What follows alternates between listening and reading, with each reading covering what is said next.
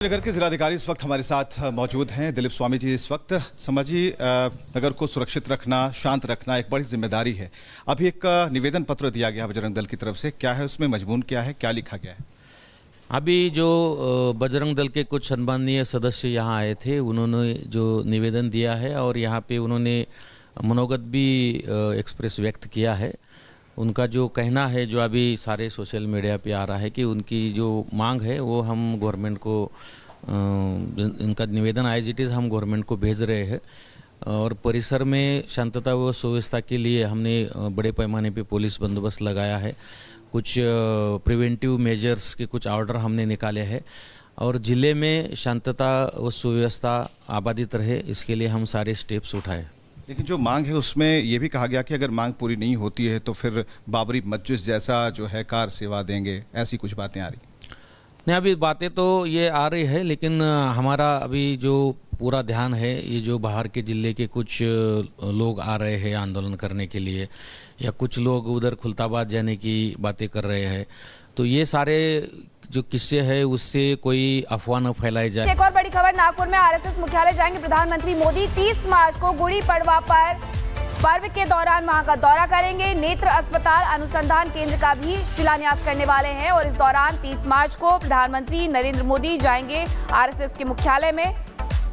ये कार्यक्रम तय है। गुड़ी पड़वा का अवसर नया साल माना जाता है और नागपुर में आरएसएस मुख्यालय में इसी दिन प्रधानमंत्री जाने वाले हैं, क्योंकि इसी दिन नेत्र अस्पताल अनुसंधान केंद्र का शिलान्यास भी है। 30 मार्च को गुड़ी पड़वा पड़ रहा है और महाराष्ट्र में गुड़ी पड़वा का त्यौहार बड़े ही धूमधाम से मनाया जाता है, जिसे नए साल की शुरुआत भी कहा जाता है हिंदू कैलेंडर के अनुसार।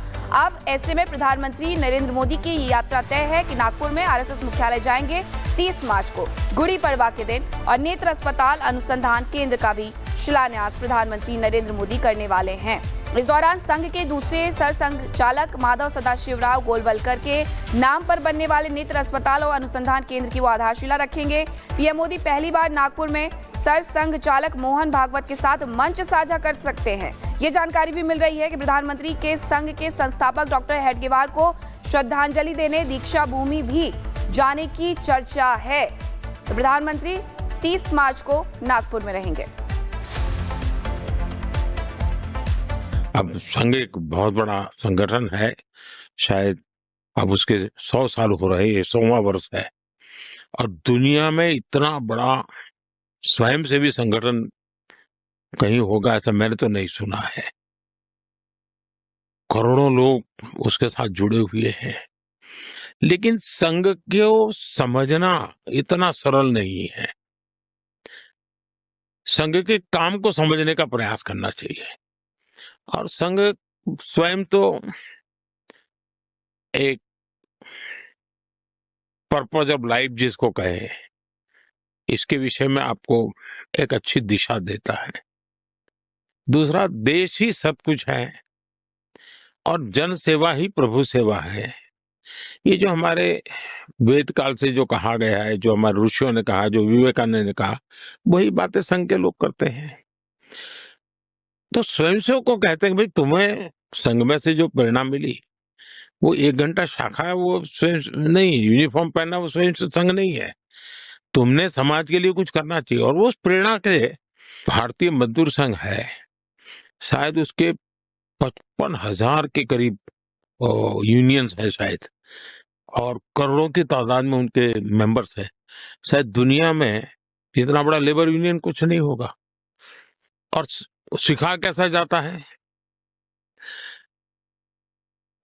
लेफ्टिस्ट लोगों ने मजदूरों की मूवमेंटों को बड़ा बल दिया। लेबर मूवमेंट जो लगे हैं उनका नारा क्या होता है, workers of the world unite, दुनिया के मजदूरों एक हो जाओ, फिर देख लेंगे, ये भाव होता है। ये मजदूर संघ वाले क्या कहते हैं, जो आरएसएस की शाखा से निकले हुए स्वयंसेवक मजदूर संघ चलाते हैं, वो कहते हैं वर्कर्स यूनाइट द वर्ल्ड। वो कहते हैं workers of the world unite, ये कहते हैं workers unite the world. Unite the world, ये कितना बड़ा वाक्य, 2 शब्दों में इधर उधर है, लेकिन कितना बड़ा वैचारिक बदलाव है। ये संघ की शाखा से निकले हुए लोग अपनी रुचि प्रकृति प्रवृत्ति के अनुसार जब काम करते हैं तो इस प्रकार के गतिविधियों को बल देते हैं।